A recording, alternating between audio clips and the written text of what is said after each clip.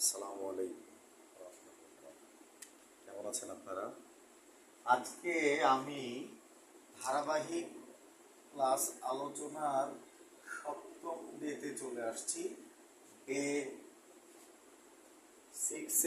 Day সিক্সে আমরা আলোচনা করেছিলাম সেন্টেন্সের মেইন থ্রি পার্টস, যেগুলো আছে আমার ফেসবুক অ্যাকাউন্টে সুলতান সলেমান খান এবং ইউটিউব অ্যাকাউন্টে বিশ্বজয়ের প্যারাতে। দেখবেন আপনি যারা দেখেছেন অলরেডি আলহামদুলিল্লাহ, যারা দেখেছো যারা যারা দেখেছিস, আজকে সপ্তম ক্লাসে আমরা আজকে পদার্পণ করছি। আমরাও দেখি ক্লাসটা। আজকে একটা বেসিক ক্লাস ইংরেজি গ্রামারের ডে 7-এ আমি নাম্বার, জেন্ডার, কেস অ্যান্ড পার্সনকে ইনক্লুড করতে চেয়েছিলাম, যেটা পর্যায়ক্রমে পরবর্তী টপিক স্কুলের উপর ধারাবাহিক লেকচার আসবে ইনশাল্লাহ। আজকে আমরা নাম্বার নিয়ে কথা বলবো এবং নাম্বার সম্পর্কে জানবো। নাম্বার ইংরেজি গ্রামার এবং ইংরেজি ভাষা শেখার জন্য গুরুত্বপূর্ণ বেসিক। এটা আমাদেরকে অবশ্যই স্বচ্ছভাবে জানতে হবে। নাম্বার কাকে বলে? নাম্বার সংখ্যা বা সংখ্যার ধারণাকে ইংরেজিতে নাম্বার বলা হয়।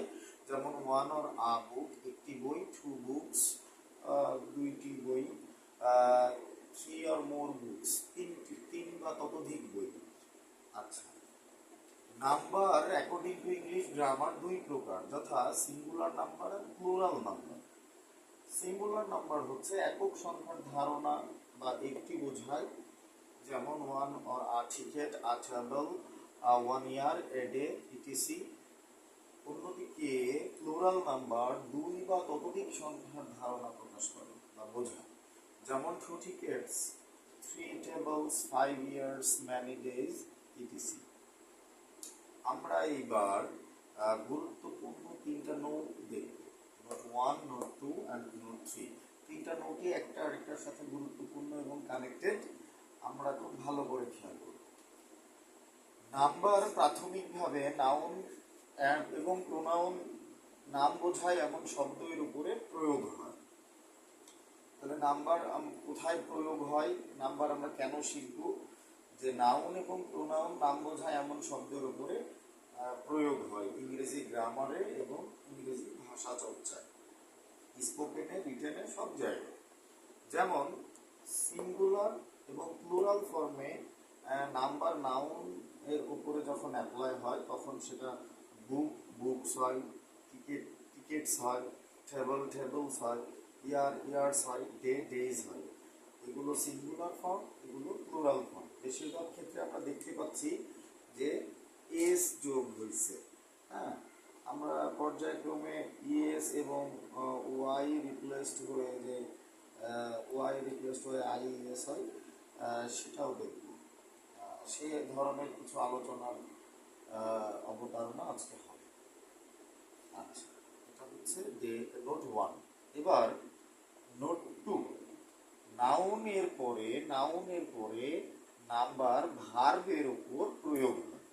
তাহলে আমরা এতক্ষণ জানলাম যে নাউন এবং প্রোনাউনের উপরে নাম্বার অ্যাপ্লাই হয়। যেমন এই যে আই, উই, এগুলো হচ্ছে pronoun. He, she, it, you, এগুলো আছে। হিম, হিজ, ওইগুলো আমরা যখন কেজ আলোচনা করব, পার্সন আলোচনা করব, তারপরে আমরা পার্টস অফ স্পিচ আলোচনা করব, তখন আরো ভালো মতো জানতে পারবো। আপাতত নাম্বার সম্পর্কে একটু জেনে রাখি, সংখ্যার ধারণাটা রাখি। এই সংখ্যার ধারণা ইংরেজি গ্রামারে অনেক গুরুত্বপূর্ণ, ইংরেজি ভাষা চর্চাতেও অনেক গুরুত্বপূর্ণ। তাহলে আমরা নোট 2-তে দেখছি যে নাউনের পরে নাম্বার ভার্বের উপরে প্রয়োগ হয়।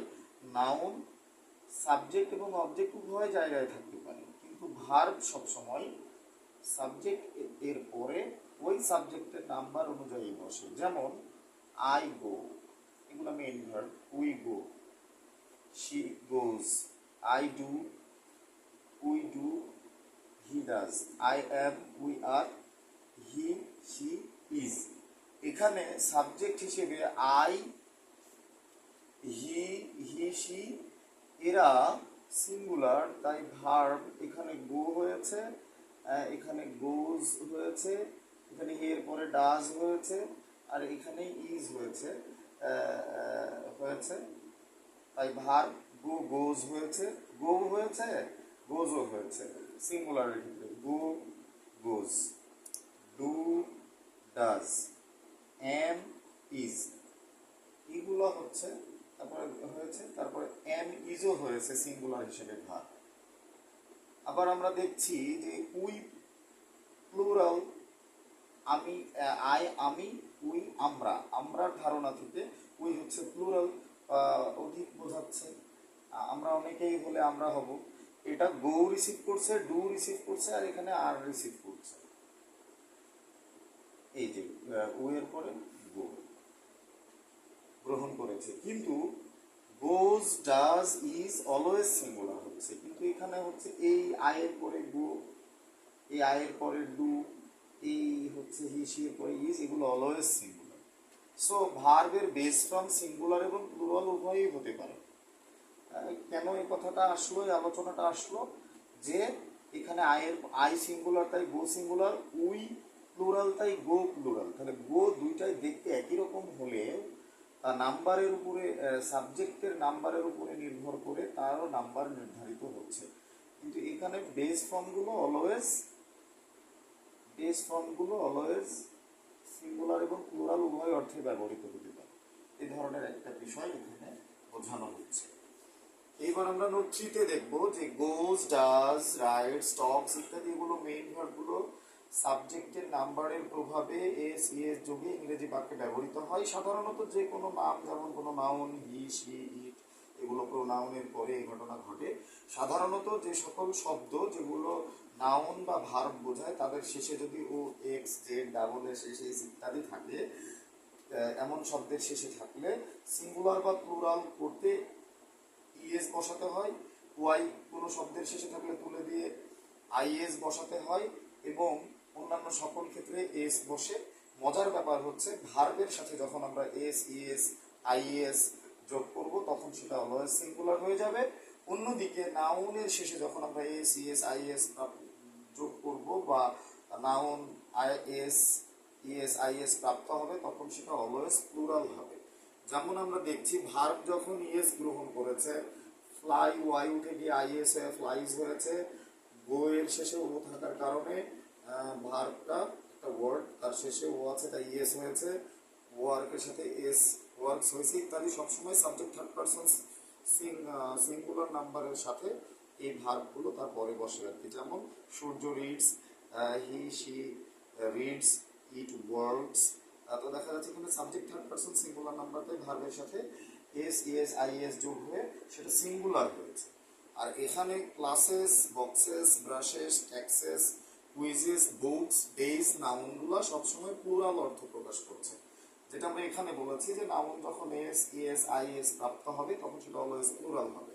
দেখেন এখানে গ্লাসের শেষে ডাবল এস, বক্সের শেষে ছিল এক্স, ব্রাশের শেষে ছিল এস এইচ, ট্যাক্সের শেষে এক্স, কুইজের শেষে জেড। এই কারণে এগুলোর এই সিম্পটমগুলো, এই বর্ণ লেটার্সগুলো যদি লেটার্সগুলো যদি কোনো শব্দের নাউন বা ভার্বের পরে বসে তখন শেষে থাকে তখন তার সাথে আমরা ইএস লাগাবো, ওয়াই তুলে দিয়ে আইএস লাগাবো এবং অন্যান্য সকল ক্ষেত্রে এস লাগাবো। বুকস, ডেজ একটা ব্যতিক্রম নিয়মে এখানে আইএস হয়নি, কিন্তু ফ্লাই এর ওয়াই উঠে গিয়ে আইএস হয়েছে ফ্লাইজ।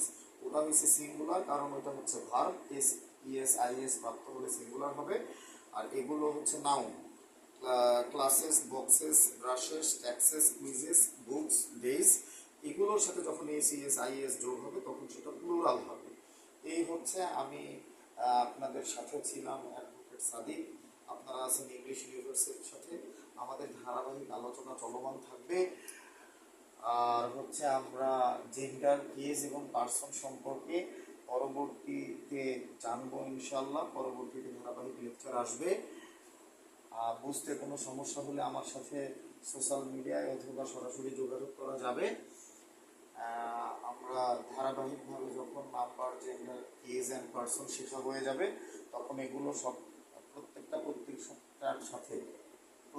প্রত্যেকটার সাথে কানেক্টেড করে আমরা ইংরেজি গ্রামার, ইংলিশ গ্রামার আর ইংলিশ ল্যাঙ্গুয়েজ, স্পোকেন, রিটেন সব কিছু শিখতে থাকবো ইনশাল্লাহ, শিখতে পারবো ইনশাল্লাহ। খুব ভালো মতো দেখতে হবে, বুঝতে হবে এবং এগুলো অনেক বই পুস্তকেও আছে, অনেক সোর্স থেকে এগুলো শেখা যায়, শিখতে থাকতে হবে। দেখা হবে পরবর্তী ক্লাসে, পরবর্তী দিনে। সে পর্যন্ত সবাই ভালো থাকবেন। আসসালামু আলাইকুম ওয়া রাহমাতুল্লাহ।